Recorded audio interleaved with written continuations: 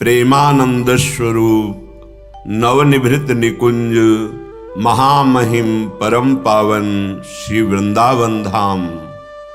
श्री वृंदावन धाम के लाडिले युगल चंद्र प्राणाराध्य श्री प्रिया प्रीतम जो समस्त हित परिकर निज परिकर। उपासना उपास्य देव के चिंतन में निरंतर तत्परता पूर्वक एक एक वृत्ति का लगाना। उपासना उपास्य देव को जड़ चैतन्य सब में भावपूर्वक देखना। उपासना अपने उपास्य देव के विपरीत कोई भी आचरण चिंतन ना होना। बहुत काल तक ये सावधानी रखना। अपने आप जिस क्षण संसार का चिंतन छूटा और प्रभु का चिंतन होने लगा, अभी करना है, उस क्षण के बाद आपको किसी की प्रेरणा की आवश्यकता नहीं पड़ेगी कि कैसे हम आगे मार्ग में चले, क्या है आगे का मार्ग। वो अपने आप प्रकाशित हो जाता है। वो वाणी का विषय नहीं है। जो प्रिया प्रीतम का साक्षात्कार है, वो वृत्ति, वो साधन, वो भाव अपने आप प्रकाशित हो जाता है। हमारे ऊपर असीम कृपा हो गई है। हमें धाम की महिमा सुनने को मिली, नाम की महिमा सुनने को मिली, प्रिया प्रीतम की शरणागति की महिमा सुनने को मिली। अब हमें पूर्ण रूप से चित्त का समाधान कर लेना चाहिए कि साधन और साध्य के विषय में अब हमारे अंदर कोई संशय नहीं है। अगर संशय बना रहा तो जीवन व्यर्थ जाने की संभावना है। संशय विश्राम नहीं लेने देता। जहां हृदय में विश्राम नहीं तो खिसक पड़ेगा, फिसल जाएगा विषयों की तरफ। बहुत सावधानी की जरूरत है। ये जो अज्ञान की धरा में लोग विचरण कर रहे हैं, ये नाना प्रकार के भौतिक सुखों में अपने मन को लगाए हुए हैं, ना इनकी बात सुनने योग्य है, न इनकी सलाह लेने योग्य है, और ना मन से इनका संग करने योग्य है। मन से इसलिए कि तन से हो सकता है व्यवहार में आपको ऐसे लोगों के साथ व्यवहार करना पड़े, पर मन मत दीजिए। मन ऐसे संग में दीजिए जिनके संग से मन निर्विषय होने लगता है और प्रभु के नाम रूप में लगने लगता है। श्रीपाद प्रबोधानंद जी कह रहे, अहो भाग्य मुझे खींचा गया। यही अगर आप अपने भी हृदय में देखें तो ऐसा ही आपको अनुभव होगा कि आप आए नहीं हैं, आपको खींचा गया है। आप चल नहीं रहे, आपको चलाया जा रहा है। तो विश्वास करो, लक्ष्य भी स्वयं आपको प्राप्त हो जाएगा। जब कृपा ने ऐसी करुणा कर दी, मुझे खींचा, जिस मार्ग का ज्ञान नहीं था उस पर चलाया, जिसमें चलने की सामर्थ्य नहीं थी उसमें टिकाया, वही कृपा अमोघ है। वही साक्षात्कार भी करा देगी, बिल्कुल संशय नहीं करना। श्रीपाद कह रहे हैं, गरियो मौली नाम महते साम चरणयोः कृतः स्वात्मन्यासः सुसुखमिदमायुः क्षपयिता। अहो येषां राधा प्रियं रसमयं दिव्यचरितं अमृतो स्रोतो वृंदावन मिदमहो मामनयत्। अहो आश्चर्य है। हमको श्री राधा और उनके प्रियतम श्री कृष्णचंद्र जो इन्होंने नहीं घसीटा, श्रीपाद है, इनके चरित्र को सुनाने वाले ने घसीटा। अहो एषाम राधा प्रियम रसमयम दिव्यम चरितम, चरित अमृतम। मुझे श्यामा श्याम के चरित्र सुना करके सुनाने वाले ने घसीटा है, अक्षरशः सत्य है। श्रोतो श्रवणेंद्री से घसीटा गया, श्रवणेंद्री से शब्द गया और हृदय को आकर्षित करके धाम ले आया। धामी प्रिया प्रीतम की शरणागति प्रदान कर दी। कृतः स्वात्मन्यासः, आत्मसमर्पण करवा दिया। बड़ी दुर्लभ बात है। स्वात्मन्यासः, केवल चरित्र ही नहीं सुनाया, चरित्र सुनाकर आकर्षण किया और मेरे देह भाव के वृत्तियों में विचरने वाले जितने विकार थे उनको रोकने के लिए अहम का समर्पण श्यामा श्याम के चरणों में, अर्थात श्री प्रिया प्रीतम की शरणागति प्रदान कर दी। सुसुखमिदम आयु छपीता। अब आपको कैसे बताएं कि मेरी आयु कितने सुख में व्यतीत हो रही। सुख शब्द से आप तत्काल बाहरी सुविधाओं पर चले जाते हैं। बाहरी सुविधाएं बहुतायत प्राप्त होने पर भी त्रिभुवन में कोई भी सुखी नहीं है। यहां तक कि देवराज इंद्र भी जिसे सुख कहते हैं उनके पास भी नहीं है। वो सुख किसे कहते हैं? जो पर से ना मिले, श्वा से मिले, उसे सुख कहते हैं। जो पर से मिले वो भयावह दुख ही है।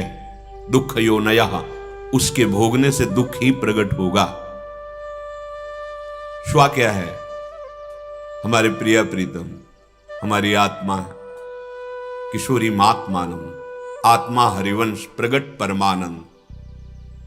जब तक श्वा का कल चर्चा हुई थी कि जिस स्थान पर आप विराजमान कर देते हैं वही अहम आपका पुष्ट हो जाता है। ये स्वा बहुत सामर्थ्यशाली है। धन पे स्थापित कर दिया, मैं धनवान। बुद्धि में स्थापित कर दिया, मैं बुद्धिमान। शारीरिक बल पे मैं बलवान। बहुत बहुत जगह ये स्वा स्थापित हो चुका है। यही बंधन है। क्या किया इन महापुरुषों ने? प्रिया प्रीतम का चरित्र सुनाकर, भगवत चर्चा सुनाकर, कृतः स्वात्मन्यासः, उन्होंने मेरे स्वा को, जो स्वा देहाभिमान में था, भोगों में था, इसे घसीट कर श्यामा श्याम की शरणागति में। ओहो, अब तो सुसुखमिदमायु छपीता, बहुत सुखपूर्वक हमारी आयु व्यतीत हो रही है। पर इस सुख को लौकिक बाह्य दृष्टि में मत ले जाइए। ये आत्मानंद है। ये वो सुख है जिसमें दुख का कहीं किंचन मात्र प्रवेश ही नहीं है। सबसे बड़ा दुख होता है मृत्यु। मृत्यु साक्षात श्री कृष्ण है। सब कुछ हरण करने वालों में मैं मृत्यु हूं, अपनी विभूतियों में वर्णन करते हैं। उस उपासक को मृत्यु मृत्यु नहीं, अपना प्रीतम श्री कृष्ण का आलिंगन मिलता है। अब तो सुख ही सुख है। दशों दिशाएं सुखमयी है। समस्त लोक सुखमय है। जो दुखालयम कहा गया वो सुखालयम बन जाता है। जिधर देखो आनंद ही आनंद, क्योंकि आनंद सिंधु के सिवा और कुछ दिखता ही नहीं। बोले ऐसे महापुरुषों के चरणों में मैं बिक चुका हूं, जिन्होंने भगवत चरित्र सुनाकर प्रिया प्रीतम की शरणागति दिलाई, मेरे अहम का समर्पण करवा दिया। आज मैं बहुत सुखी हूं, प्रतिपल सुखी हूं। मैं ऐसे महापुरुषों के हाथ बिक गया हूं, अर्थात मैं ऋणी हो चुका हूं। बिक जाने का तात्पर्य होता है अपना अस्तित्व, अपना महत्व मिटा देना। अब हमारे जीवन में जो अस्तित्व है हमारे गुरुदेव का है, अब वो यंत्री हैं और ये जीवन यंत्र है, वो जैसे चलाएं वैसे। जब तक हमारा अहम देह में रहता है तब तक कोई औषधि, कोई अनुष्ठान, कोई किसी भी प्रकार का प्रयास आपको दुख रहित नहीं कर सकता। ये आप अपने हृदय में बात बैठा लीजिए पक्का। चाहे जो कुछ कर लीजिए, आप जो भी चाहे कर ले, आप चाहे जो सिद्धियां प्राप्त कर ले, लौकिक सिद्धि की तो बात क्या, कोई भी सिद्धि, जब तक आपका देहाभिमान भगवत चरणारविंद में समर्पित नहीं होगा तब तक आप दुख रहित नहीं हो सकते। किसी भी लोक में चले जाइए पक्का। बहुत विचित्र बात है और ये किसी विचित्र हृदय में ही समझ में आएगी, क्योंकि बड़ा आश्चर्यमय खेल है। यही जब अहम देह भाव से मिट जाता है तो भय नाम की कोई वस्तु नहीं होती है, दुख नाम की कोई वस्तु नहीं होती है, कोई किसी भी तरह का द्वंद्व उसको स्पर्श नहीं कर सकता। श्री भगवान के वचनामृत है। जगत गुरु सच्चिदानंद भगवान जिन्होंने इस जगत नाटक वैभव को प्रकाशित किया है, वही इससे बचने का उपाय भी बता रहे हैं। खेल है जो आप हैं, श्री भगवान कह रहे हैं, किसी भी शस्त्र की ताकत नहीं कि आपको छेद सके। अर्जुन को शोक है ना कि मैं मारूंगा ये मर जाएंगे, पर इसमें ध्यान देने की बात है, अज्ञान का बहुत विस्तृत स्वरूप है। कल किसी ने, आप कहते हैं भ्रूण हत्या, गर्भ हत्या या किसी की हिंसा ये बड़ा पाप है, तो आत्मा तो मरती नहीं, तो फिर पाप क्या है? आत्मा जब मरती नहीं तो फिर पाप क्यों लगेगा? ऐसा बड़े लोग ज्ञानी बनते हैं। जब आत्मस्वरूप का बोध हो जाएगा तो न मारने वाला है न मरने वाला है, फिर ये हिंसात्मक क्रियाएं होगी ही नहीं। युद्ध भूमि में जो उपदेश हो रहा है, तो तुम्हारा किस जगह क्या कर्तव्य है, इसीलिए लिखा है प्रथम सुने भागवत भक्त मुख भगवत वाणी। भगवान की वाणी का रहस्य भक्तों के हृदय में प्रकाशित होता है।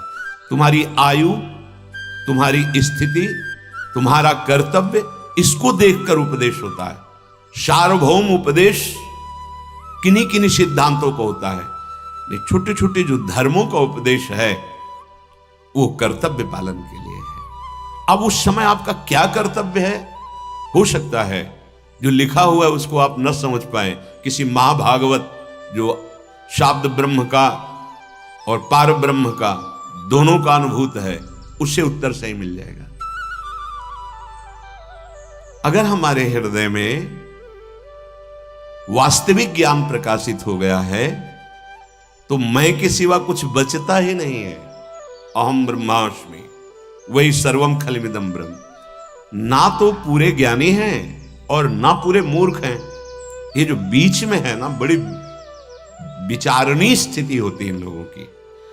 हमें लगता है कि सावधान रहना चाहिए ऐसे लोगों के वचन सुनने से। कैसे समझोगे तुम? देहाभिमानी कैसे उस आत्म तत्व को जानोगे? आत्म तत्व को किसी करण के द्वारा थोड़ी जाना जाता है। करण निरपेक्ष है, अंतःकरण का भी बाध होने पर वो स्वयं से बहुत ऊंची स्थिति। ये शास्त्रों की बातें सुन करके यदि आपका भजन नहीं है तो पकड़ नहीं पाओगे, तर्क में केवल घूमते रहोगे। भगवान अर्जुन जी को उपदेश करें, बहुत सावधान होकर सुनने मात्र से स्थिति आती है इसमें, ये साधन के लिए नहीं है। अगर आप श्रवण किए, मनन किए तो बहुत जल्दी वो लाभ मिलेगा जो वर्षों साधना से नहीं मिलता। भगवान कह रहे हैं किसी भी अस्त्र शस्त्र की ताकत ही नहीं कि आपको मार सके। शस्त्र के द्वारा शरीर छेदा जा सकता है, नष्ट किया जा सकता है, आत्मा को नहीं।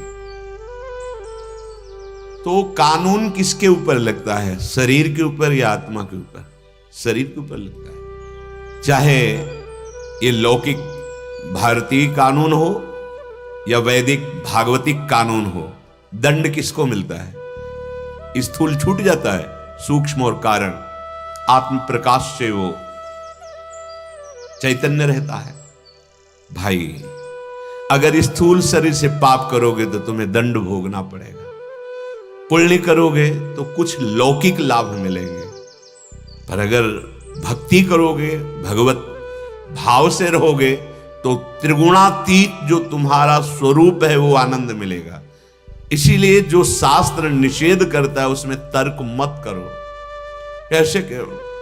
थोड़ा भजन करो तो अभी तुम्हारी बुद्धि सही निर्णय देने लगेगी। भजन है नहीं, मनमानी आचरण है, कैसे बात बनेगी? श्री भगवान कह रहे हैं अग्नि जो है वो महान तेजोमय है, और इसका पूरा पावर लेकर अग्नेयास्त्र की रचना हुई है। वो पूरे विश्व को भस्म करने की ताकत रखता है अग्नेयास्त्र। अग्नेयास्त्र की ताकत नहीं है कि हमारे स्वरूप में आंच पहुंचा सके, शरीर को भस्म कर देगा। क्यों?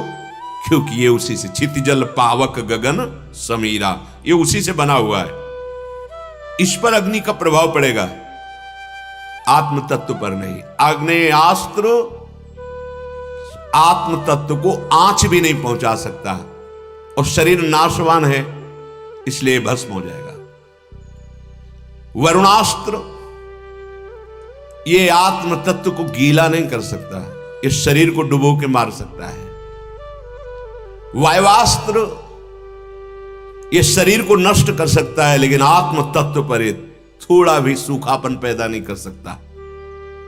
तात्पर्य हुआ कि ये शरीर आग्नेयास्त्र के द्वारा भस्म हो जाएगा, वर्णास्त्र के द्वारा मारा जाएगा, वायवास्त्र के द्वारा मारा जाएगा, लेकिन आत्म तत्व पर किसी दिव्यास्त्र का भी, ब्रह्मास्त्र की भी ताकत नहीं कि आत्म तत्व का स्पर्श कर सके। इसलिए भगवान कह रहे हैं अर्जुन, तुम समझो तुम कौन हो। तुम शरीर को लेकर के शोक मत करो, अपने कर्तव्य में दृढ़ रहो। तुम्हारा स्वरूप अच्छेद्योय मदाह्योय मक्लेद्यो सोसेवच नित्यः सर्वगतः स्थाणु रचलोयम सनातनः। ये आत्म तत्व काटा नहीं जा सकता, ये जलाया नहीं जा सकता, यह गीला नहीं किया जा सकता, ये सुखाया नहीं जा सकता, ये नित्य है। कौन? मैं, जो मेरा स्वरूप है नित्य। इसीलिए अखंडानंद कहा जाता है, ज्ञानानंद, विज्ञानानंद घन, परमानंद, ऐसे नाम से संबोधन किया जाता है आनंद का। सब में परिपूर्ण, अचल, स्थिर स्वभाव वाला और अनादि तत्व है। कौन? तू। शोक क्यों? अच्छेद्योयम, किसी भी शस्त्र के द्वारा इस आत्म तत्व का छेदन भेदन नहीं हो सकता। तो आपको डर लगता है, अपने को डर लगता है, क्योंकि अपने आत्म तत्व का बोध ही नहीं शरीर में है। चींटी भी काटेगी तो तन्मयता के कारण कष्ट होता है। जितना गाढ़ अपनापन जहां हमने कर लिया, जैसे कहा गया है संबंधियों में ममता विष है, यही तुम्हारी दुर्गति का कारण है। क्योंकि तुम शरीर देख करके प्यार कर रहे हो, तुम शरीर में आसक्त हो। यह शरीर परिवर्तनशील, नाशवान है, इसकी आसक्ति तुम्हें भारी दुख में फंसा देगी, चाहे अपने या अपने शरीर संबंधी। सबसे प्रीति करनी है पर भगवत भाव से, ममता नहीं करनी। निर्ममो निरहंकारा, भगवान का आदेश है, ममता रहित होकर के। इस शरीर में जितनी ममता हमारे अंदर है उतना ही हमें भयानक दुख मिल रहा है। मान लीजिए, आप सच्ची मान लीजिए, अभी सूचना मिले कि अमुक जगह आग लगी, 50 लोग जल गए, आपको क्या फर्क पड़ेगा? अगर उन 50 लोगों में आपने अपनापन संबंध किसी से किया हुआ है, अच्छा वो अब फर्क पड़ने लगा। फर्क क्यों पड़ा? क्योंकि ममता वाला व्यक्ति निकल आया उसमें। फर्क क्यों नहीं पड़ा? क्योंकि उनसे किसी से ममता नहीं थी। ऐसे ही इस शरीर से अगर ममता हट जाए, जो श्री भगवान कहते सबकी ममता ताग बटोरी, मम पद मन ही बांध बर डोरी, तुम्हें दुख का कहीं लेस भी अनुभव में नहीं आएगा। अब यही तो अध्यात्म की ऊंचाई है, यही तो दिव्यता है कि शरीर में रहते हुए भी विदेह कर देता है अध्यात्म। पर बड़े भाग्यशाली हैं जो इसका श्रवण करें, मनन करें और इसको अनुभव में उतार ले। भगवान कह रहे हैं शस्त्र की योग्यता ही नहीं है किसी की छेद सके, छेदन क्रिया ही नहीं हो सकती आत्म तत्व की। अच्छा, शस्त्र के सिवाय कोई मंत्र से, सांप से कुछ भी प्रभाव नहीं पड़ता। सांप का भी प्रभाव शरीर पे पड़ेगा, आत्म तत्व पे नहीं पड़ेगा। तभी तो निर्विकार हो जाते हैं जो अपने स्वरूप का बोध प्राप्त कर लेते हैं। मंत्रों के द्वारा भी मारा जाता है। याज्ञवल्क्य जी के सही उत्तर न देने के कारण मंत्र का प्रयोग किया, साकल्य का तत्काल मस्तक कट के गिर गया। बड़ी सामर्थ्य। किसका मस्तक? शरीर का, स्वरूप का? बोले नहीं, किसी भी मंत्र में ताकत नहीं है, साप में ताकत नहीं कि स्वरूप में कोई फर्क डाल सके। वो आप हैं, वो आप। अदायोयम, ये आत्म तत्व अदाय है। इसमें अग्नि की ताकत ही नहीं, जलाने की योग्यता ही नहीं कि स्पर्श कर सके आत्म तत्व का। अग्नि के सिवाय कोई मंत्र से, साप से आत्म तत्व में कोई फर्क नहीं डाल सकता। जैसे दमयंती, जब व्याध ने जंगल, पीछे चरित्र सुना है, अजगर ग्रसित कर रहा था तो हाथ पकड़ करके निकाला और अजगर का वध कर दिया। अब दमयंती एक पतिव्रता नारी, सर्वांग सुंदरी महारानी देवी थी। व्याध निकालते समय तो रक्षा के भाव से स्पर्श करके निकाला, जब वो हटकर पीछे देखा तो इतना सुंदर रूप कि वो कामासक्त हो गया। दमयंती जी ने कहा, सावधान, आपके विचार पवित्र थे इसलिए मेरा स्पर्श किया, आपकी हानि नहीं हुई। अब आपके विचार अपवित्र हो गए, कदम भी बढ़ाओगे तो भस्म हो जाओगे। मैं एक पतिव्रता हूं, स्पर्श भी मत कर लेना। अब जिस भाव से तुम भावित हो गए हो, इसमें तुम्हारे शरीर पर अग्नि लग जाएगी। वो नहीं माना। जंगली व्याध हो, क्या जाने दैवी शक्ति का प्रभाव। जीव ही आगे बढ़ा, स्पर्श करने की चेष्टा की तो जैसे कोई अग्नि को प्रज्वलित करने वाली वस्तुओं के साथ अग्नि प्रकट हो जाए, मनु जैसे केरोसिन या डीजल आदि डाल देने वाले, एकदम ऐसे पूरा शरीर तत्काल जला और भस्म हो गया। लेकिन शरीर, ये दहन क्रिया शरीर में, आत्म तत्व में नहीं। ये बड़ा गाढ़ विषय है। अक्लेद्या, आत्म तत्व को गीला करने की ताकत ही नहीं जल में। जल से, मंत्र से, साप से, औषधि से, किसी भी तरह से गीला नहीं किया जा सकता, मारा नहीं जा सकता। जैसे कहते हैं माल को राग का गायन करे तो पत्थर में भी पसीना आ जाता है, उसमें भी पानी झलकने लगता है। आत्म तत्व में किसी राग रागिनी का, किसी मंत्र का, किसी साप का कोई प्रभाव नहीं। अशोष्य, ये देही अशोष्य है, वायु शोषण के द्वारा इसे मार नहीं सकता। देही अर्थात आत्म तत्व देह को नष्ट कर सकता है, आत्म तत्व को नहीं। किसी मंत्र से, किसी शाप से, किसी औषधि से, ये वायु तत्व ही आत्म तत्व पर कोई प्रभाव नहीं डाल सकता। नित्य, क्योंकि ये नित्य है, शरीर अनित्य है, अनित्य का नाश निश्चित है और नित्य अविनाशी का नाश करने में कोई समर्थ नहीं है। सब काल में ज्यों का त्यों एक रस, ये परमात्म स्वरूप है। ये जो अपना स्वरूप है परमात्म स्वरूप है। सर्वगतः जब मैं तत्व का बोध हो जाएगा तो सर्वत्र वही है, एक ही मैं है। असंख्यों मैं के रूप में जो बोला जा रहा है ये देहाभिमान का मैं है। एक ही मैं तत्व है। मैं पहले था, मैं ही बाद में रहूंगा, मैं बीच में हूं, केवल मैं।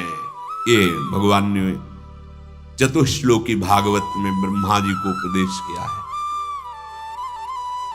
किसी भी देश में, किसी भी काल में, किसी भी जगह में वो पूर्ण रूप से विराजमान है। वस्तु व्यक्ति आदि का भेद शरीर को लेकर है, आत्म तत्व को लेकर नहीं। अचला, इसे कहीं आना जाना नहीं, सर्वत्र विराजमान है। सर्वगत है, आत्म तत्व कहीं आता जाता नहीं है। आना जाना ये शरीरों का है, स्थूल शरीर, सूक्ष्म शरीर, कारण शरीर। स्थान हूं, ये चलायमान नहीं है, ये स्थिर है। इसीलिए शांत रस, हर समय शांत स्थिति। पूज्य सिउड़िया बाबा जी जब स्वरूप समाधि में स्थित, वो तो हर समय रहते, पर व्यवहार में रहते हुए भी, तो व्यवहार में रहते हुए तो शरीर चलायमान दिखाई देता, लेकिन जब वो व्यवहार शून्य होते तो ऐसी आंखें होती जैसे मृत शरीर की। श्वास का आना जाना भी बंद।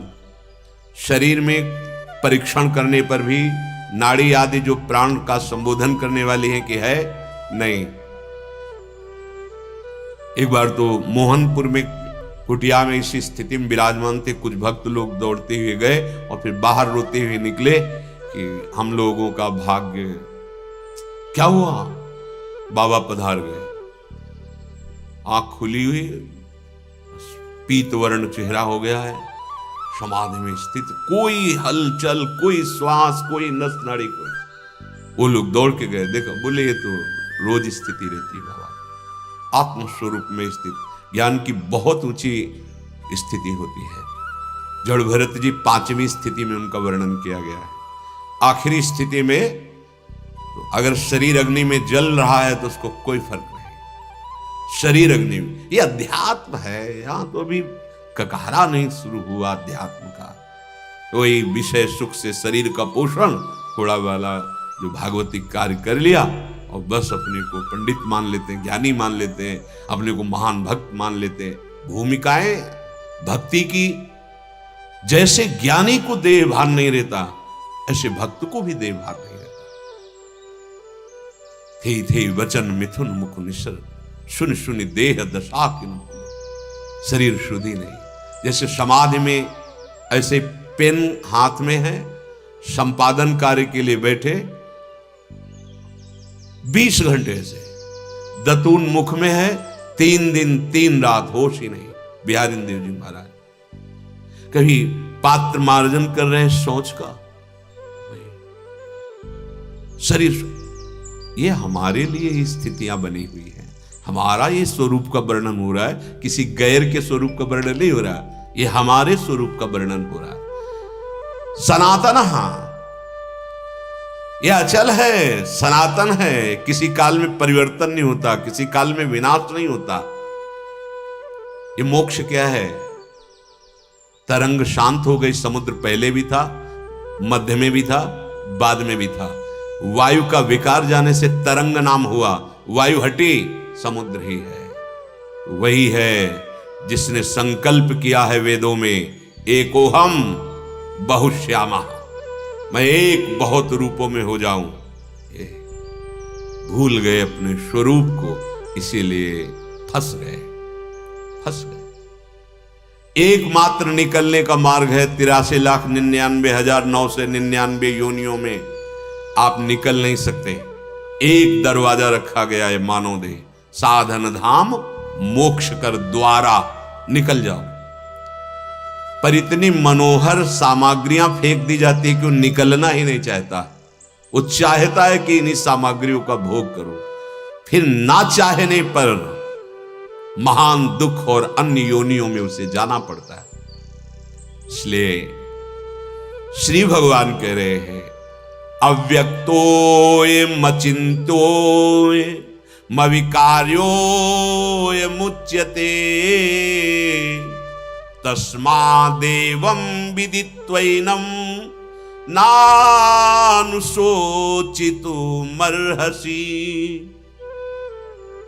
ये आत्म तत्व तो ऐसे नहीं देखा जा सकता, क्योंकि दृश्य नहीं है, बड़ा सूक्ष्म विषय है। प्रत्यक्ष की तरह ऐसा नहीं कि मैंने आत्म तत्व का दर्शन किया, ऐसे ही बोलते हैं, अज्ञान। ये आत्म तत्व का चिंतन नहीं हो सकता मन बुद्धि के द्वारा, चित्त के द्वारा, क्योंकि ये करण है, इनको पावर वहां से मिल रहा है, ये वहां तक पहुंच नहीं सकते। ये इनका चिंतन करने का सहज स्वरूप, जिसे ध्यान मूलम गुरु मूर्ति के ध्यान में लगाओ, संसार का चिंतन हटाओ। जब संसार का चिंतन हटेगा तो गुरु कृपा करेगा, तो गुरु का पांच भौतिक शरीर जिसका आप आश्रय लिए थे वो अंतर ध्यान हो जाएगा, और जो ही अंतर ध्यान हुआ, स्थूल सूक्ष्म कारण विस्मरण हुआ, तो आप और गुरुदेव एक ही निकले।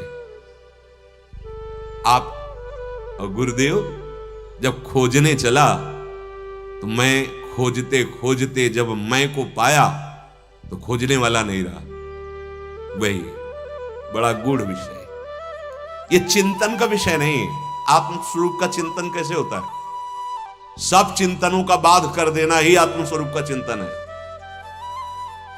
सब चिंतनों का बाध कर, कोई चिंतन नहीं, चिंतन शून्य स्थिति का नाम आत्मचिंतन है। चिंतन शून्य स्थिति का नाम आत्मचिंतन है। बड़ा कठिन। तो आओ, वही सबकी आत्मा जिन्हें परमात्मा कहते हैं, वही भगवान का रूप लेकर, इसीलिए वही बात बहुत सरलता से प्राप्त हो जाती है। भगवान का रूप है, हमारी तुम्हारी तरह पांच भौतिक शरीर नहीं हो, आत्मस्वरूप है। सच्चिदानंद रूपाय, भगवान का रूप सच्चिदानंदमय है। चिदानंदमय देह तुम्हारी, विगत विकार जान अधिकारी। कोई अधिकारी जानता है कि भगवान का जो अंग है, जो रूप है, वो चिदानंदमय है, आत्मस्वरूप है। कितनी बढ़िया सुविधा दे दी भगवान ने, कितनी कृपा की अवतार लेकर कि हम उनका चिंतन कर सकते हैं। उनके चिंतन के गाढ़ अवस्था में आकर संसार का चिंतन भूल गए, स्वरूप स्थित हो गए। तभी भगवान कहते मम दर्शन फल परम अनुपा, जीव पाव निज सहज स्वरूपा। बड़ी गूढ़ बात है कि मेरा दर्शन और स्वरूप साक्षात्कार एक ही बात है। मम दर्शन फल परम अनुपा, जीव पाव निज सोई जानाई जे देहु जनाई, जानत तुम्हें हो जाए। दो नहीं, द्वैत से अद्वैत, अद्वैत से प्रेमाद्वैत। वो अद्भुत प्रेम का सुख ये मुक्त पुरुष को प्राप्त होता है, जो जीवन मुक्त महापुरुष। बहुत कठिन है संपूर्ण चिंतन का त्याग करना, क्योंकि आत्म तत्व चिंतन का विषय नहीं। इसीलिए भगवान को भी कहा गया है राम अतर्क बुद्धि मन बानी। बड़ा गूढ़ विषय है। जब भगवान कृपा करते हैं तो तुम्हारे चिंतन में आते हैं, ध्यान रखना। अनंत जीव है, भगवान का चिंतन ही नहीं कर सकते। जब कृपा करते हैं भगवान तो नाम के, रूप के, लीला के, धाम के रूप में आपके चिंतन में आए हैं। नाच पड़ो, यदि आपका चिंतन बन रहा है ना, नाम का, रूप का, लीला का, धाम का, तो उसी आत्म तत्व जो अचिंत्य है उसका चिंतन हो रहा है। बड़ी बात है, बड़ी बात है। हमें बहुत कुछ मिल गया अगर नाम जब चलने लगा, भगवत चिंतन चलने लगा। हम कहते हैं 24 घंटे में कुछ ही समय चलने लगा, तो अनंत जन्मों से जो हम भूले हुए थे, कुछ समय तो सावधान हो गए। अब इसी समय के बल से हम पूरे समय को भगवत चिंतन में लगा लेंगे। इसलिए भक्ति सहज, सरल और सर्वश्रेष्ठ स्थिति प्रदान करने वाली है। बड़ा कठिन है ज्ञान का विषय। अचिंत्य है। अचिंत्य ये चिंतन करने में आता ही नहीं है, चिंतन का विषय ही नहीं है और निर्विकार है। ये जो आत्म तत्व है, इसको जो जान गया उसे कभी कोई शोक भय दुख कुछ भी नहीं होता, वो परमानंद में निमग्न रहता है। ये जैसे स्थूल शरीर देखने में आ रहा है, ऐसे भगवान कह रहे अव्यक्तोयम, उस आत्म तत्व को आप देख लें, वो अपने द्वारा अपने आप का अनुभव होता है, ना मन के द्वारा, ना चित्त के द्वारा, ना बुद्धि के द्वारा, ना अहम के द्वारा, ना नेत्रेंद्रिय के द्वारा, इन ज्ञानेंद्रियों की पकड़ में आने वाला नहीं, क्योंकि वो उसी से ये प्रकाशित हो रहे हैं। भला ये उसको कैसे जान सकते हैं? जैसे स्थूल शरीर आप देख रहे हैं, ऐसे आत्म तत्व को नहीं देख सकते, ना स्थूल शरीर से, ना सूक्ष्म दृष्टि से, न कारण से। ये है ज्ञान के पंथ कृपाण के धारा। ऐसे ज्ञान की बातें करते हैं कि ऐसा लगता है कि लड्डू है, खरीदा खा लिया। ऐसे ज्ञान, अरे बोध संपन्न होना बहुत। एक महात्मा नई अवस्था के थे, जब हम गुरु आश्रम में थे तो आए, थोड़ी देर सत्संग हुआ तो उनका हमारे नेत्र तरसते हैं ब्रह्मबोध संपन्न महापुरुष के दर्शन के लिए। पूजनीय बात है, पूजनीय बात है, पर महाराज जब तक आपकी ब्रह्म दृष्टि नहीं होगी तब तक आप दर्शन ही नहीं कर सकते। खास बात, ब्रह्म दृष्टि जब तक नहीं होगी तो ब्रह्म दर्शन हो ही नहीं सकता। आप पूरे विश्व में घूम आओ, अगर हमारी दृष्टि ब्रह्ममयी नहीं है तो हम ब्रह्मबोध संपन्न महापुरुष का अनुभव ही नहीं कर सकते, क्योंकि वो दृष्टि से नहीं देखा जाता, वो ब्रह्म दृष्टि से देखा जाता है। पार्थिव दृष्टि से शरीर, गुण अवगुण आचरण देखे जाते हैं, ब्रह्म तत्व का दर्शन पार्थिव दृष्टि से नहीं होता। अव्यक्तोयम, जैसे पार्थिव शरीर और संसार को देख रहे हो, ऐसे आत्म तत्व का थोड़ी। अचिंतोयम, मन बुद्धि आदि ये मायाकृत का चिंतन कर सकते हैं, त्रिगुण का चिंतन कर सकते हैं, त्रिगुणातीत का नहीं। इसीलिए भगवान बड़ी कृपा की है जो आपका चिंतन बनता है। आप कभी इस बात को सोच करके हृदय गदगद करते हैं कि हो भाग्य, अचिंत्य नाम, अचिंत्य रूप, अचिंत्य लीला, अचिंत्य धाम का चिंतन बनने लगा, ओ जीत गया। वही सच्चिदानंद आत्मा स्वरूप प्रभु है जिनका हम गान कर रहे हैं। देखो, जो आत्म तत्व का बोध प्राप्ति किए हुए महापुरुषों कह रहे, कृष्णात् परम किमपि तत्व महम न जाने। अब मेरी समझ में आया, कृष्ण से बढ़कर कोई परम तत्व नहीं, यही परम तत्व। देखो, बड़े बड़े आत्मबोध संपन्न महापुरुषों ने ये बात कही। श्री सुखदेव जी महाराज आत्मबोध संपन्न है, जनक जी महाराज, श्री सनकादि जी, भगवान शंकर। कितना कठिन है, जिसका चिंतन ही नहीं हो सकता, उस आत्मा का हम कैसे अनुभव करें? उसका अनुभव हो जाएगा। हमारे प्रभु ने जो अवतार लिया, ये आत्म तत्व ही है। इनके नाम का चिंतन कितना सरल है, राधा राधा राधा, इनके रूप का चिंतन। आपने देखा नहीं, पर ये जो वपु धारण किए हुए विराजमान है, सच्ची मानिए केवल मायाकृत मलिन नेत्र, इसलिए हम बात नहीं देख पा रहे हैं। ये बिहारी जी महाराज स्वयं प्रकट हुए, साक्षात आत्म तत्व मूर्तिमान है। श्री राधा वल्लभ लाल मूर्तिमान, राधा रमन लाल मूर्तिमान, पर हमारे नेत्र नहीं है ना, वो दृष्टि नहीं ना, तो हम नहीं देख पा रहे। नहीं, निरख नयन हरिवंश, जिस समय प्रेम नेत्र आ जाएंगे तो फिर ऐसे ही ज्ञान नेत्र प्रकाशित हो गए, ब्रह्म साक्षात इन नेत्रों से नहीं। अच्छा, जो ध्रुवदास जी कह रहे हैं, इन्हीं नयनन सब सुख देखें, तो गोलक तो यही है, लेकिन अब पावर दूसरा हो गया इनमें। जैसे अर्जुन के कोई 10-20 नेत्र थोड़ी बढ़ गए, उन्हीं नेत्रों में भगवान ने वो दिव्य विराट रूप देखने की दिव्य दृष्टि प्रदान कर दी। इसीलिए ध्रुवदास जी कहते इन्हीं नयनन सब सुख देखे, अर्थात इन्हीं नेत्रों में प्रेम नेत्र जागृत हो जाएंगे और प्रिया प्रीतम का साक्षात्कार। कितना कठिन है जीवन मुक्त होना, कितना कठिन है। अचिंत्योयम, जो अचिंत्य है वो हम कैसे उसका चिंतन करें, क्योंकि हमारी तन्मयता मन में, बुद्धि में, चित्त में, आम में। अविकार्योय मुच्यते, ये आत्म तत्व विकार रहित है, इसमें किसी भी प्रकार का परिवर्तन, प्रकृति का जो विकृति स्वरूप है, इस आत्म तत्व में कभी कोई विकार नहीं होता, इसलिए चेतन अमल।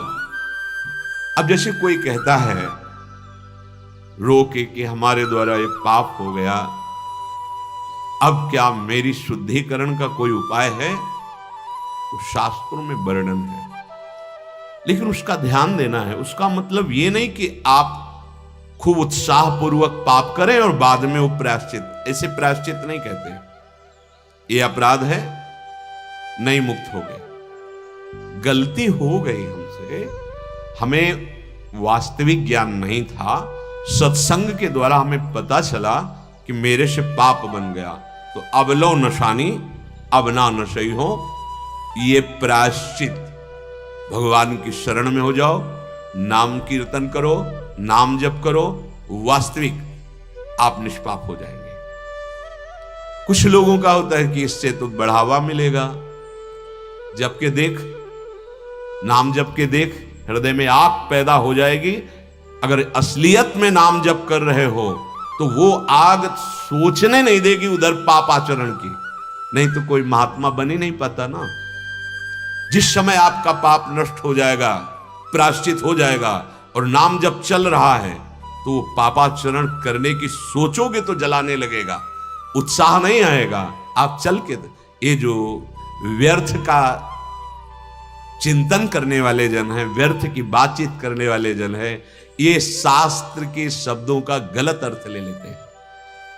कोटि विप्रबद लागे जाहू, भगवान के वचन है, आए शरण तजो नहीं था, जो नर होए चराचर द्रोही, आवे सभे शरण तक मोही। बढ़िया मार्ग है, बढ़िया चांस है, व्यर्थ की बातों का चिंतन मत करो। जो भी तुमसे गलती हो गई है उसके लिए भगवान तैयार है माफ करने के लिए। बस शब्द होना चाहिए, अब लो नसानी अब ना नसई हो। अब तक गलती हुई, अब आपके बल से प्रयास करूंगा कि गलती ना हो, तो माफ हो जाएगा। अहम तो हम स्वर पापेभ्यो मोक्षयिष्यामि मा शुचा। और अगर सुबह दिन भर पाप किए, शाम के नहीं, फिर और जुड़ता चला जाएगा, क्योंकि अब आप वास्तविक अपराधी वृत्ति के हो, अब आपको दंड मिलेगा। लेकिन अज्ञान की दशा में अपराध हो गया तो खास बात है जो माफ करने की, वो आपकी क्रियाओं की। आपको कोई भी पाप स्पर्श ही नहीं कर सकता कभी भी। अविकार्योय, चेतन अमल, जैसे किसी अस्त्र शस्त्र का प्रवेश नहीं, ऐसे ही किसी क्रिया का प्रवेश नहीं, न शुभ क्रिया न अशुभ क्रिया। इसीलिए कभी बंधन हुआ ही नहीं। यद्यपि मृषा पर छूटत कठिनाई, क्योंकि आपने स्व को शरीर पे, क्रियाओं पे, कर्ता भोक्ता भाव पे स्थापित कर दिया है। भगवत साक्षात्कार, आत्मस्वरूप का बोध, जीवन मुक्त, अनंत जन्मों के सब पाप भस्म हो गए, क्रिमाण निष्फल हो गया। प्रारब्ध शरीर में है, उसको कोई फर्क नहीं पड़ता। एक बरगदिया बाबा नाम के संत हुए, क्योंकि गांव के लोग अलग नाम रख देते हैं, गांव के लोग बाहरी कृत्य के अनुसार नाम रख देते। वो बरगद के पेड़ के ही नीचे रहते थे, तो उनका नाम बरगदिया बाबा। पूज्यपाद उड़िया बाबा जी ने भी उनके दर्शन किए। वो बिल्कुल शास्त्री पढ़े लिखे नहीं थे, बस उनके गुरु जी ने जो सिखाया था कि तुम शरीर नहीं हो, आत्म स्वरूप ब्रह्म हो, सीधे सरल भाव से बात पकड़ ली, हर प्रकृति के वार को सहते थे। गंगा जी में प्राय खड़े काफी समय तक ऐसा होता है। जो भगवत प्राप्ति की लालसा होती है, फिर विविध प्रकार के तप साधन होने लगते हैं। 4 बजे गंगा जी में गए, स्नान किया, भीषण ठंडा जल एकदम, बस हाथ उठाए, ये भय नहीं कि कछुआ आ जाएगा कि मगरमच्छ आ जाएगा, उसमें खड़े होना ही भय का विषय होता है। लहरें चल रही है और मछलियां सब, तो किसी कछुए ने उनके काट लिया होगा, शरीर का प्रारब्ध होता है। और ज्यादा कोई औषधि आदि का विषय तो था नहीं, तो उसमें सड़न पैदा हुई। कुछ ऐसी मक्खियां होती जो कीड़ा ही रखती है, अगर वो बैठ जाए तो फिर कीड़े का सृजन हो जाएगा, वो कीड़ा ले। कोई बाहरी औषधि उन्होंने नहीं ली। उनके पैर में कीड़, और वो बाबा वर्णन करते कि उनके मुख का तेज, ब्रह्मानंद और शरीर से निरपेक्षता। एक चींटी रेंगने लगे तो सहन नहीं होगा, फिर अंदर मांस में कीड़े खा रहे हैं, कोई फर्क उनको नहीं। ये तो वृंदावन की बात, तो पार्श्व में ही उनकी कुटिया नहीं थी, पर वो वहां रहते थे उस आश्रम में। और मंडली संतों की निकलती, उसमें पीछे बावरे से ऐसे जो मिला पा लिया, फिर वापस आ गए, बस ऐसे शांत एकदम। तो एक गसाहरी कहते हैं जो ऐसे होती है, मोड़ पे, अंगुली पे या यहाँ पे एक फोड़ा टाइप ऐसे हुआ, पूरा हाथ सूज गया। स्वामी जी ने कहा रामकृष्ण मिशन चलो, आप जो है ये बहुत कष्ट, अभी कोई इतना खास कष्ट नहीं है, फिर चल देंगे। फिर 2-4 दिन बाद गए तो पूरे हाथ पीला हो चुका था। स्वामी जी आपको चलना पड़ेगा। वहां चल देंगे कोई। अचानक उसमें सड़न पैदा हुई, कीड़े हो गए। फिर गए, उनका देखो हम गाड़ी मंगा रहे हैं, आपको चलना पड़ेगा, ये सब नहीं चलेगा।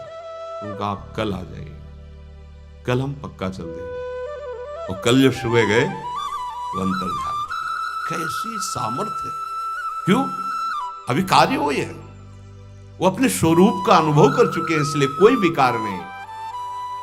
ऐसे प्रेमी जनों का होता है। एक ज्ञान की भूमिका, भोरी सखी श्री भोलानाथ जी महाराज, जिनके प्रेम की पीर ऐसी जो अगर गायन करो तो हृदय विदीर्ण होने लगे, ऐसा लाडली उसे। पर कैसे रहते थे? बड़ा कष्टमय जीवन। जो बंदरों को चने डाले जाते हैं सेवा कुंज में, वो बंदर जो खा लेते हैं, जो छोटी छोटी ठुड्डियां बचती हैं, दर्शन करने जाते और बस वो ठुड्डियां उठा लेते और बस एकांत में यमुना जी के तट पर बैठकर उसी से प्राण पोषण रोते रहते। श्यामा लाडली, बड़े सुंदर सुंदर भाव में उनके पद हैं। राधा वल्लभ लाल जी की जो होली होती तो पिचकारी, बड़ी पिचकारी ऐसे दूर दूर तक, वो भाव में से खड़े राधा वल्लभ लाल जी को निहार रहे थे। पूरी पिचकारी ऐसे पड़ी तो कान में सीधे पड़ी, तो कान के पर्दा फाड़कर अंदर। अब वो देहातीत महापुरुष, वो पानी धीरे धीरे सड़ने लगा, मवाद बना। फिर ऐसी स्थितियों की छोटे छोटे कीड़े ऐसे काम से, तो जब कोई देखता ब्रज, अरे बाबा तुम्हारे, कोई नहीं, जबरदस्ती की बाबा उस समय मथुरा में ले गए सहज में, चलो लाडली जी की जैसी।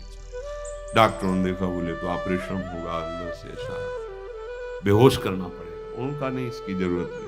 बोले नहीं बाबा, ऐसे नहीं हो सकता, कान का है कोई, ऐसे थोड़ी कि आप बेहोश। उन्होंने 30 मिनट पहले आप हमको आके बता देना, बस फिर आप ऑपरेशन कर। आपको अगर लगे कि ऑपरेशन योग्य स्थिति है तो आप ऑपरेशन कर लेना। 30 मिनट पहले बताया तो जय जय श्री हरि गायब। जैसे मूर्छा में बेहोशी में होता है वही स्थिति। ऑपरेशन हो गया, ऑपरेशन के बाद घंटों सब नर्स डॉक्टर हाथ जोड़े खड़े, क्या विभूति है, श्री हरिवंश। हो गया, हाँ हो गया, उठे। ये कहां स्थिति है? देह भाव रहित स्वरूप में स्थिति। वास्तविक स्थिति प्रेमी की या ज्ञानी की, दोनों की एक ही देहातीत स्थिति होती है। अविकार्यो है, हमारा स्वरूप अविकार्य है, इसमें कोई भी विकार नहीं। अमल, चेतन अमल, कोई मल है ही नहीं। मानो हम सोए हुए मोह निद्रा में पापाचरण कर रहे हैं। जिस दिन जगेंगे तो जैसे सोया हुआ पुरुष स्वप्न में सैकड़ों अपराध किए, पर जगने पर कोई कानून लागू होगा क्या? ऐसे ही जेहि जाने जग जाए हेराई, जागे जथा स्वपन भ्रम जाई, वो जीवन मुक्त हो जाता है। केवल प्रारब्ध की रचना जो शरीर रचते समय हुई वो भोग लेता है निर्विकार भाव से। तस्मादेवं विदित्वैनम नानुशोचित मर्हसि, इसलिए जो तुम्हारा स्वरूप है, आत्म तत्व है, अच्छेद्य है, अशोष्य है, नित्य है, सनातन है, अविकारी है, इसलिए तुम्हें शोक नहीं करना चाहिए। अथ चैनम नित्य जातम नित्यं वा मन्यसे मृतम तथापि त्वं महाबाहो नैवं शोचितुमर्हसि। अब ये बात जो भगवान कह रहे हैं ये सिद्धांत की नहीं है, सिद्धांत ये जो अभी वर्णन किया। अब कह रहे हैं अगर हे महाबाहु, अगर तुम इस आत्म तत्व को ऐसा मानते हो कि ये पैदा होता है और ये मरने वाला भी है, तो भी तुम्हें शोक नहीं करना चाहिए। यद्यपि ऐसा सिद्धांत नहीं, आत्म तत्व का कभी भी ये जन्म मरण नहीं होता। ये सूक्ष्म शरीर और कारण शरीर, शुभ अशुभ कर्म, पावर उसी आत्म तत्व का, वही जन्म होता। श्वा की बार बार स्मृति देह में, मैं अब इस योनि में, मैं इस योनि में, वो आत्म तत्व स्थाणु है, सर्वत्र व्याप्त है, उसका जन्मना मरना नहीं, सिद्धांत नहीं है ये भगवान कह रहे अगर तुम, वैसे सिद्धांत नहीं है, पर अगर तुम ऐसा मानते हो कि आत्म तत्व का जन्म होता है तो ये मान लो कि मरना भी निश्चित है। वैसे ये आत्म तत्व किसी काल में जन्मने मरने वाला नहीं है, पर अगर तुम सिद्धांत के विरुद्ध बात मानते हो कि आत्म तत्व जन्मने वाला है, तो फिर ये भी मान लो मरने वाला भी है। जो जन्मा है वो मरेगा। वैसे सिद्धांत आत्म तत्व का ही नहीं है, तो भी तुम्हें शोक नहीं करना चाहिए, क्योंकि जो जन्मेगा वो मरेगा। यही है ममता रूपी विष। अगर ममता रूपी विष हटा लिया तो तुम जन्मने पर हर्षित नहीं होगे, मरने पर शोकित नहीं होगे, तुम्हें दुख नहीं होगा। जन्मने पर हर्षित हुए तो जन्मा है, कितने दिन में मरेगा पता नहीं, पर मरेगा जरूर। ये शरीर कहो गर्भ से निकलते ही या कुछ दिन या यौवन अवस्था या वृद्धावस्था पर जाएगा ये, इसीलिए ममता नहीं करनी। ये जाएगा शरीर, अपना भी और दूसरों का। प्रीति करनी है, प्रीति प्रीति होती है श्री भगवान से। सब में प्रभु को देखकर व्यवहार करो, ममता नहीं। ममता बंधन कारक है। हिरण के बच्चे में प्रभु नहीं देखा तो ममता ने अगला जन्म हिरण का बना दिया, भरत जी का। भगवान मानो कह रहे हैं कि अगर बीज को पृथ्वी में बो दिया जाए तो पहले बीज में फूलन क्रिया होगी, अर्थात वो फूलेगा, बढ़ेगा गीला होके, फिर अंकुरण होगा, अंकुरण क्रमशः बढ़ेगा, वृक्ष रूप होगा।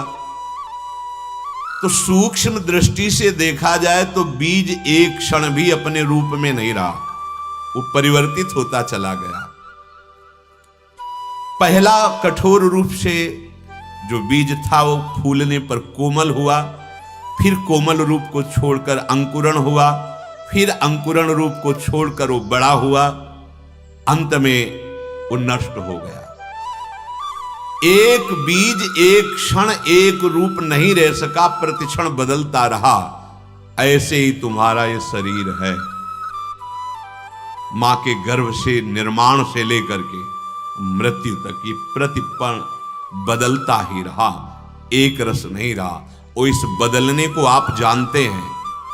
आप जानते हैं कि मैं बालक, मैं किशोर, मैं यौवन, मैं वृद्ध, तो मैं वो वैसे ही रहा। इस शरीर बदलता गया क्योंकि आप उसके साक्षी हैं, आप उसके दृष्टा हैं।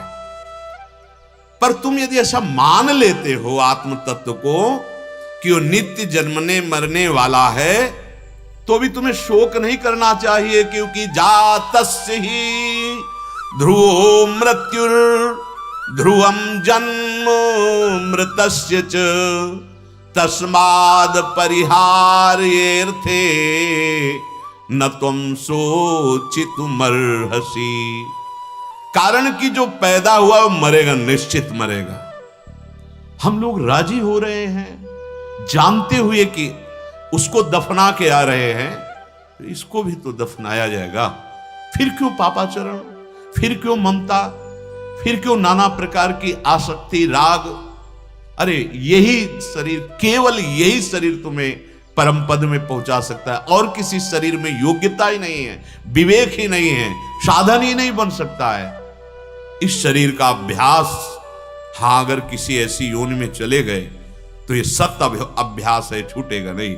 जैसे महाराज इंद्रद्युम्न के रूप में वो भजन परायण थे, पर अगस्त जी ने शासन किया कि जब तुम्हें राज्य सेवा दी गई है तो तुम किस ऋषि के आदेश से राज्य सेवा का त्याग कर यहां ऐसे तप परायण हो रहे हो? आए ना, आदर किया ना, तुम्हारे अंदर ये कैसी मोटी बुद्धि है, ना किसी ऋषि का आदेश, ना ऐसे जाओ हाथी की योनि को प्राप्त हो। वही गजेंद्र के रूप में प्रकट हुए। बड़ी तममयी स्थिति होती है, लेकिन अंतिम समय उनको वो भजन याद आया कि अब तो रक्षक केवल मेरे हरि हैं। भजन का कभी नाश नहीं होता। इस शरीर से ही भजन हो सकता है। अगर चूक हुई तो जिस शरीर में जाओगे ये भजन तुम्हें छोड़ेगा नहीं। जैसे हिरण रूप में जड़ भरत जी हुए तो गंडकी नदी में शरीर को खड़ा करके वही नाम वही मंत्र जपते हुए अगला जन्म ब्रह्मबोध महापुरुष के रूप में। बहुत बड़ी हमें महिमामयी योनि मिली है मनुष्य शरीर। सच्ची मानिए ये कुछ दिनों के लिए है। हमको जीवन मुक्त होना है, हमको भगवत प्राप्ति करनी है। फिर बाद में पछताओगे, हाथ कुछ लगेगा नहीं। सिद्धांत को समझो। जातस्य ही ध्रुव मृत्यु ध्रुवम जन्म मृतस्य च। पैदा हुआ है जरूर मरेगा। हम कहते हैं कसाई वाला है काल का, हरी हरी घास डाल रहा है, पंखे के नीचे पशु बंधा हुआ है, लेकिन उसको पता नहीं है कि नंबर लगा हुआ है। आगे वाला कटा तो फिर हमारा भी नंबर आ रहा है। ये काल का कसाई वाला है। जय सीत हरिवंश प्रपंच बंच सब ये काल ब्याल को खायो। यह जिये जान श्याम श्यामापद कमल संगी शिरनायो। नहीं बचेगा शरीर, चाहे जितनी औषधियां, चाहे जितने व्यवस्था कर लो, ये मरेगा। जातस्य ही ध्रुव मृत्युर, भगवान के वचन है। ध्रुवम जन्म मृतस्य च। निश्चित तेरा जन्म होगा, फिर बार बार मरेगा जब तक जीवन मुक्त नहीं हो जाता। तस्माद परिहार्येऽर्थे न तुम शोचित मर्हसि। पैदा हुए की जरूर मृत्यु होगी, मरे हुए का जरूर जन्म होगा। इस जन्म मरण रूप परिवर्तन का प्रवाह रोके नहीं रुकेगा। कब तक? जब तक भगवत प्राप्ति नहीं हो जाएगी। पुनरपि जननम पुनरपि मरणम पुनरपि जननी जठरे शयनम। कब तक भोगोगे यार? कभी तो उबो। भजन करो, अभी सुंदर विवेक जागृत होने लगे। भजन के बिना बकवास रहती है। बहुत हंसी आती है कभी कभी बातें सुनकर लोगों की कि कहां फंसे, कहां फंसे। सिर्फ राग और द्वेष के सिवा कुछ नहीं हृदय में। वही प्रपंच भरे पड़े, शास्त्र भी पढ़ रहे हैं तो राग और द्वेष वाली बुद्धि से। ये मेड़, ये मेड़, ये मेड़। अरे सर्वम खल्विदम ब्रह्म। अगर जीवन मुक्त होना चाहते हो तो केवल इसी शरीर में हो सकते हो। श्री भगवान कह रहे हैं कि तो यद्यपि सिद्धांत नहीं है कि आत्म तत्व का जन्म मरण होता है, पर यदि अगर आप ऐसा मानते हैं तो जब जन्म हुआ है तो निश्चित मृत्यु होगी। तुम्हारा शोक करने का कोई भी कारण नहीं बनता है। तस्माद परिहार्यर्थे न तुम शोचित मर्हसि। इसलिए किसी के जन्म में और किसी के मृत्यु में द्वंद्व में मत फंसो, हर्षित और शोकित मत हो। पता नहीं कै दिन रहेगा, जय दिन रहेगा भगवत भाव से हम सेवा करेंगे, ऐसा ज्ञान हो जाता है। देखो, अकेला पुत्र श्रीवास जी के घर में प्रेमावतार महाप्रभु चैतन्य देव जी कीर्तन में उल्लसित होकर नृत्य करते हुए अमृत वर्षा कर रहे थे। दासी ने सूचना दी, कई दिन से बीमार पुत्र था, कि कान में आके कि पधार गया पुत्र। धीरे से कीर्तन करते हुए बगल में से गए, कहा दोबारा या नहीं, किसी का रोना धोना एक शब्द नहीं, हम अपने प्राण त्याग देंगे यदि महाप्रभु के कीर्तन में कोई विघ्न पड़ा। और करताल लेकर नाच रहे थे। थोड़ी देर में महाप्रभु का भाव संवरण हुआ उनका। श्रीवास, कुछ हुआ है क्या? क्योंकि कीर्तन में अब वो रस नहीं आया। तो किसी ने कहा कि श्रीवास जी तो नृत्य कर रहे। कहा कि श्रीवास का अकेला पुत्र था, पधार गया है, और वो मस्ती में कीर्तन कर, कोई फर्क नहीं। तब श्रीवास, पुत्र पधारा, तुमने कहा नहीं? तो बोले प्रभु,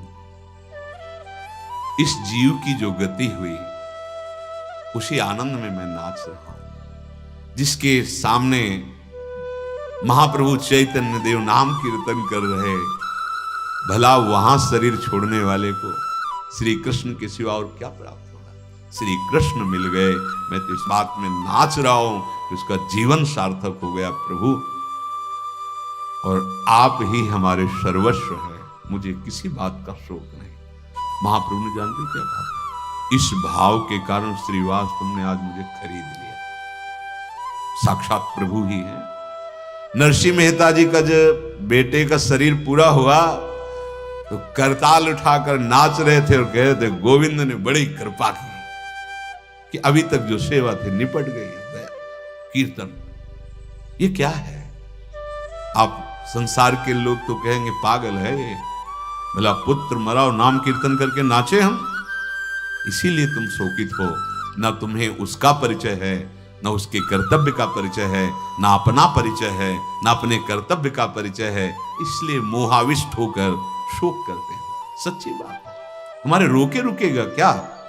कोई रोक के दिखावे नहीं। यहां जो आया है सो जाएगा, क्या राजा रंग फकीर। अंतरे है, एक सिंहासन चढ़ चले, वो एक बांधे जात जंजीर। एक ने ऐसा भजन किया कि विमान आया और बैठकर जा रहे हैं, और एक ऐसे पापाचरण किए कि यमदूत की फांसियों में बंध कर पिटते हुए जा रहे हैं नरक की तरफ। यहां रहना तो किसी को नहीं है, चाहे साधु हो चाहे असाधु हो, शरीर तो सबका छूटेगा। ये प्रवाह है, इसे कोई रोक नहीं सकता। ये किसी के बस में नहीं है। सुनो भरत भावी प्रबल बिलख कहो मुनिनाथ, हानि लाभ जीवन मरण जस अपजस विधिहान। ये प्रवाह है। इसी प्रवाह को जो रोक दे उसे कहते हैं महात्मा।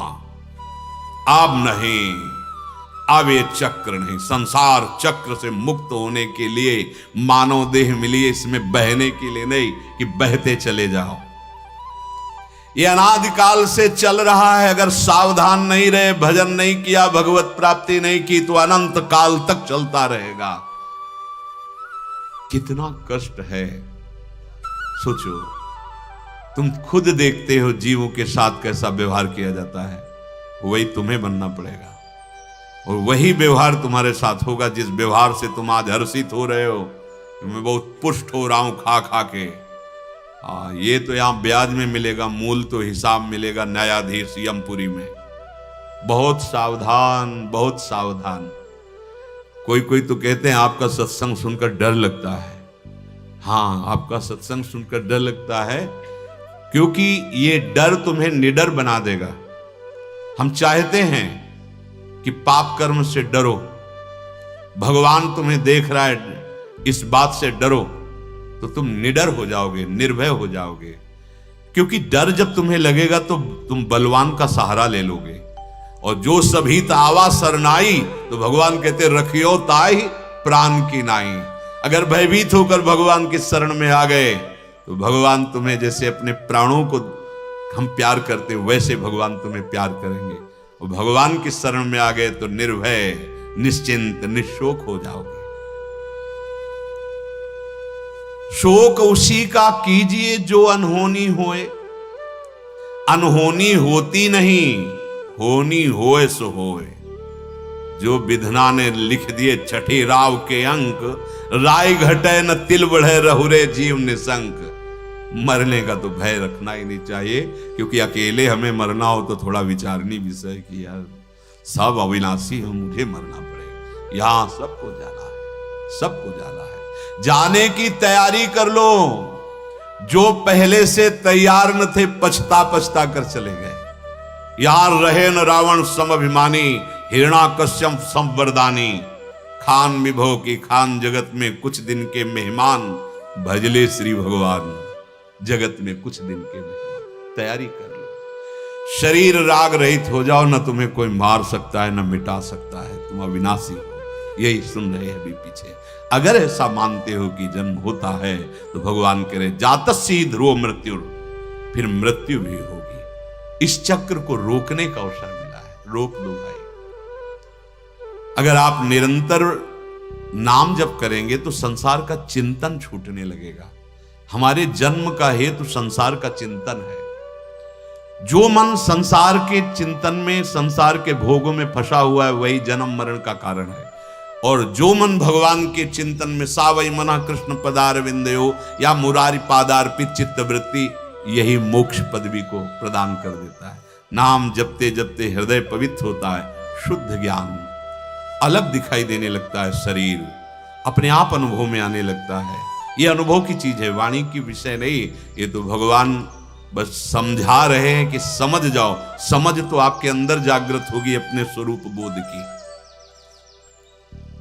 जैसे सूर्य उदय होता है तो अंधकार मिट जाता है, ऐसे ज्ञान उदय होगा तो मोहांधकार मिट जाएगा। निश्चित बहुत बढ़िया अवसर है, तर्क वितर्क में मत फंसो।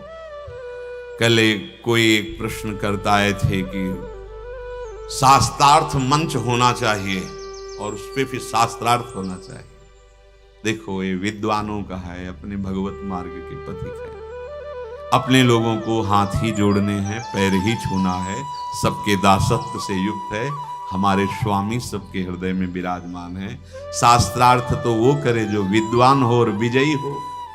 हमको तो विजय चाहिए नहीं। हम तो बस इतना जानते हैं कि कोई समझे या न समझे, सबसे हमारी समझ भली। ठाकुर नंद किशोर हमारे, ठकुराइन वृषभानु लली।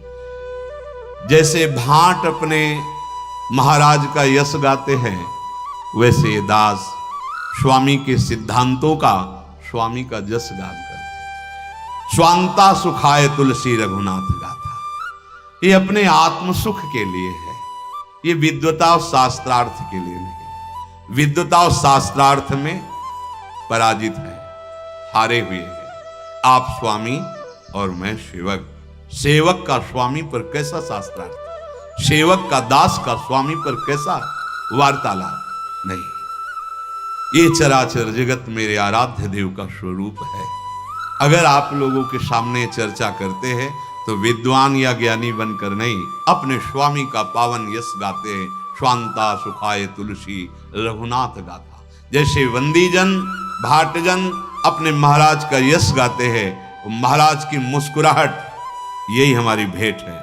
मेरे स्वामी सबके हृदय में बैठे हुए प्रसन्न हो रहे हैं, आनंदित हो रहे हैं, यही हमारी भेंट हो रही, इसी से हम जीवित हैं। तर्क और विवाद,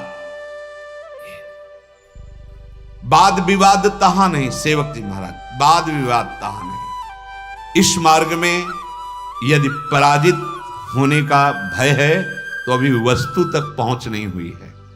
यहां पराजय ही हमारी विजय है। हमारी विजय पराजय है, क्योंकि अहम की पुष्टता ही समस्त बंधनों का मूल है। पराजित अहम शून्य। हमारा जीवन हमारे प्रभु के लिए है। अर्जुन से भगवान कह रहे हैं यद्यपि सिद्धांत नहीं पैसा मानते हो कि जन्मना है तो मरना भी है, निश्चित मरना है, तुम्हें शोक नहीं करना चाहिए। अव्यक्तादीनि भूतानि व्यक्त मध्यानि भारत अव्यक्त निधनान्येव तत्र का परिदेवना। एक अज्ञान की भी ऐसी धरा आती जिसमें भय नहीं रहता। जैसे दूसरों को नष्ट करने के लिए एक अपराधी एक आताताई अपने शरीर में ऐसे विस्फोटक पदार्थ बांध लेता है और उस जगह पहुंचता है जहां सैकड़ों के शरीर की क्षति हो जाए और अपने शरीर को नष्ट कर लेता है। कहां से भय है? अज्ञान की एक धरा ऐसी है, कहां भय है? शायद यही अज्ञान की धरा हमको भयभीत नहीं होने दे रही। अगर वास्तविक भय आ जाए तो निर्भय पद में पहुंच जाए। वो कोई आत्मज्ञानी नहीं है, वो केवल अज्ञान से इतना गाढ़ अज्ञान में स्थित है कि अपने शरीर को नष्ट कर देता है दूसरे शरीरों को नष्ट करने के लिए। कोई भय नहीं, उसको जानता बटन दबाते चिथड़े उड़ जाएंगे शरीर के, कोई भय नहीं, कोई दूसरा नहीं दबाता, अपने हाथ से। क्या है ये अज्ञान की गाढ़ अवस्था देखो, और उसमें वो सुखानुभूति मानता है कि हमारा शरीर नष्ट होगा तो ऐसा ऐसा ऐसा। अध्यात्म का ज्ञान हुए बिना जीव की दुर्दशा नहीं रुकती है। कितने ऐसे निर्भय हैं भाई, किसी की हिंसा करने जाते हैं तो उनके अंदर भी निर्भयता ही रहती है कि अब जो होगा सो होगा, देखा जाएगा। हमें लगता है कि धन्य भाग है जिनके विवेक जग गए और भयभीत हो गए हो। माया के कृत्यों से, पापाचरणों से, संसार के इस दुखद चक्र से भयभीत हो गए, वो धन्यवाद के पात्र हैं। और भयभीत होकर सदगुरु की, प्रभु की, आचार्य की शरण में हुए और निर्भय पद को प्राप्त किए। ये जितना आप देख रहे हैं ये पहले नहीं थे। ये अव्यक्त निधनान्य ये बाद में नहीं दिखाई देंगे, कोई भी रूप नहीं दिखाई देंगे। जितने हैं इनकी सत्ता ही नहीं है। श्री भगवान कह रहे तुम्हें शोक नहीं करना है। अव्यक्तादीन भूतानी, ये जो देखने में आ रहा है अंदर से बाहर से, सूक्ष्म शरीर से या स्थूल शरीर से, गो गोचर जहां लगु मनु जाई सो सब माया जानो भाई। ये पहले ये रूप नहीं थे, तत्व तो एक ही था।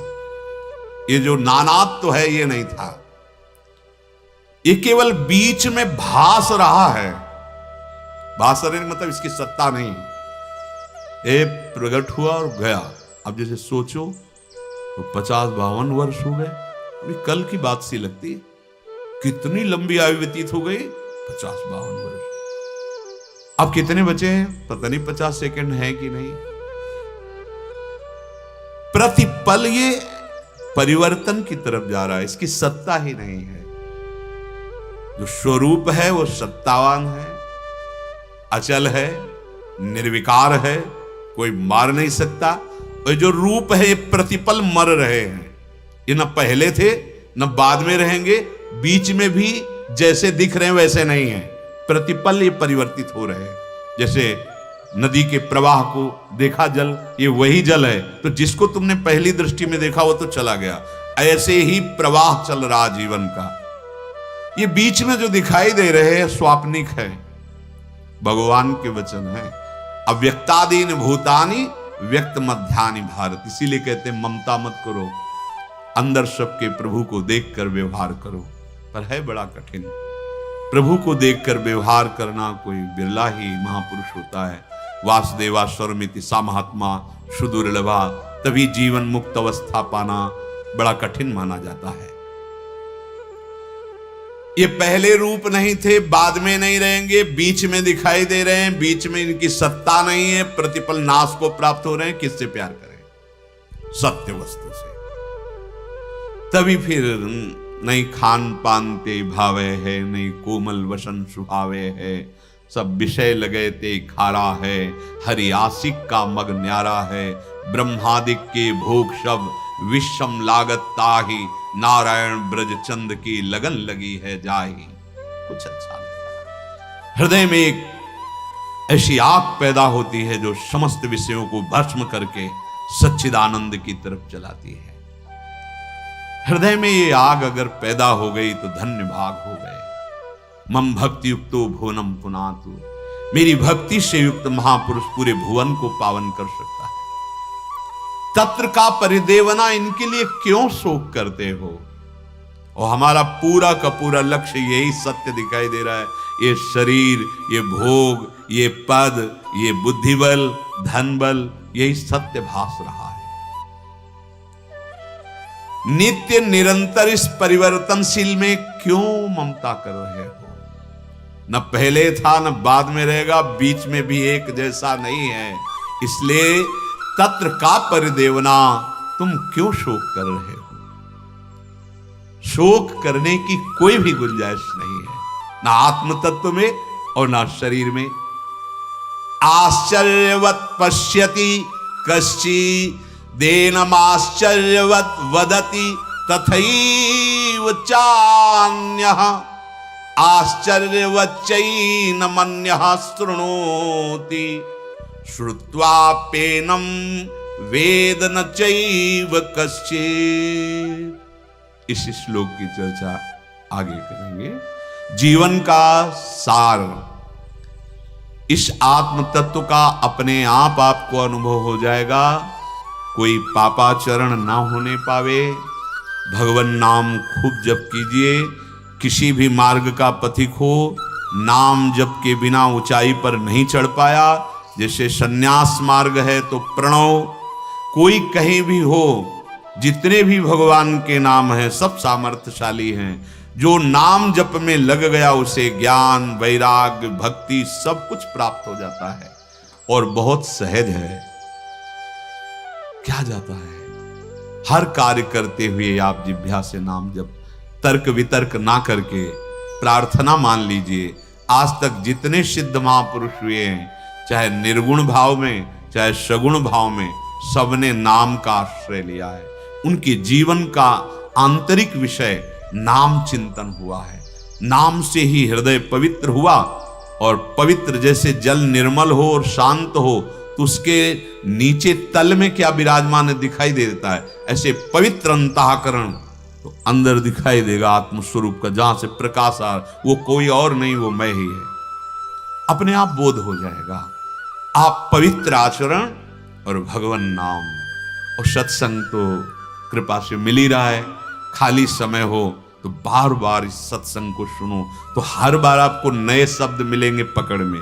अगर हम शब्द पकड़ने लगे और उन पर चलने लगे, अनुभव में उतार लिया, तो ये जीवन, अच्छा आपको कुछ अनुभव ही नहीं हुआ लेकिन राधा राधा बोल रहे हैं, और अभी शरीर छूट जाए तो भगवान के विधान के अनुसार अंतिम श्वास में जो भगवान नाम उच्चारण करता है वो परम पद में आरूढ़ हो जाता है। जैसे अंतिम समय पुत्र के बहाने नारायण बुलाया, तो अजामिल भागवत में परमहंस सुखदेव जी वर्णन कर रहे, भगवान श्री कृष्ण द्वैपायन व्यास देव जी ने रचा है, उसको भगवत प्राप्ति हो गई।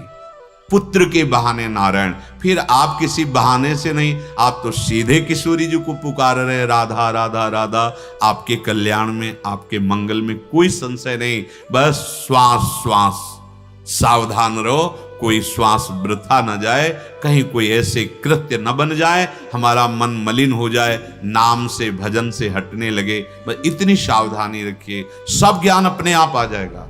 सच्ची बात कहते हैं आप। जो ज्ञान गीता में लिखा हुआ है, आप भगवत चिंतन परायण रहिए, वो अचिंत तत्व अनुभव में आ जाएगा। विश्वास कर लीजिए। जिसने भगवान का भजन ठाना, गोस्वामी जी बहुत बड़े महापुरुष हैं, कह रहे बारी मथे घृत होए बर सिकताते बर तेल, बिनु हरि भजन न भवतरी या सिद्धांत पे। बार बार महापुरुषों ने कहा। इसलिए सबसे प्रार्थना है, कुछ समझ में आवे या ना आवे, हर समय नाम जपते रहो, आगे बढ़ जाओगे। आप खुद देख लेना, जैसे जैसे नाम जप करोगे वैसे वैसे परम पवित्र हृदय होता जाएगा। अपवित्र पवित्रो वा सर्वावस्थांगतोपि वह यह स्मरेत पुंडरीकाक्षम सवायाभ्यंतर शुचि। बाहर भी पवित्र और अंतर में भी पवित्र। नाम नाम कमल नयन भगवान श्री हरि का नाम, यही परम मंगल है। प्यारी जू का नाम राधा राधा, यही परम जीवन धन है, यही परम ज्ञान है, यही परम पवित्रता है कि हमारा मन नाम में लग जाए। शिष्य जागे। श्री राधा वल्लभ लाल।